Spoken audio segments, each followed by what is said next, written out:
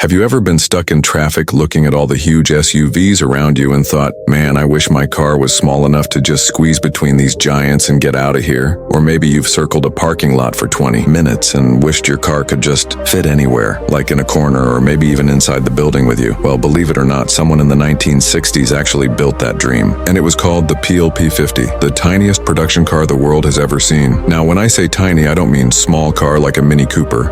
I mean microscopic.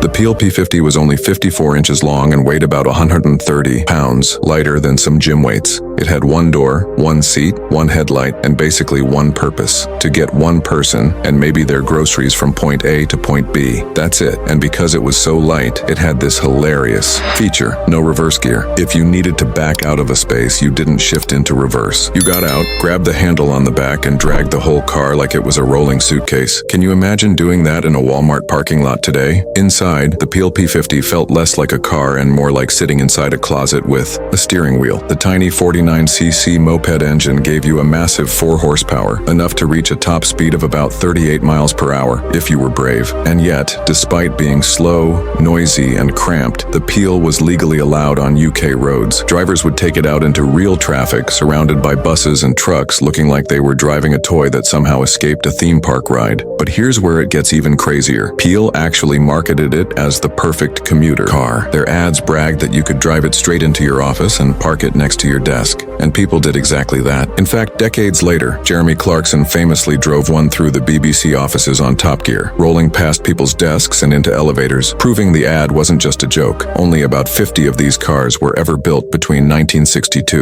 and 1965, which makes them incredibly rare today. If you find one, you're looking at a price tag in the 6 figures. Imagine paying Ferrari money for a car you can pick up and carry yourself. But that's the magic of the Peel P50. It wasn't practical, it wasn't fast, and it definitely wasn't comfortable, but it was unforgettable. The Peel P50 answered a question nobody else was asking: how small can a car really be? And while most people today dream of bigger cars with more horsepower and more luxury, there's something oddly charming about a car so tiny you could literally take it inside your house. It makes you think, maybe the future of driving isn't about bigger, faster, louder machines. Maybe, just maybe, it's about the tiniest, strangest little box on wheels that makes you smile every time you see it.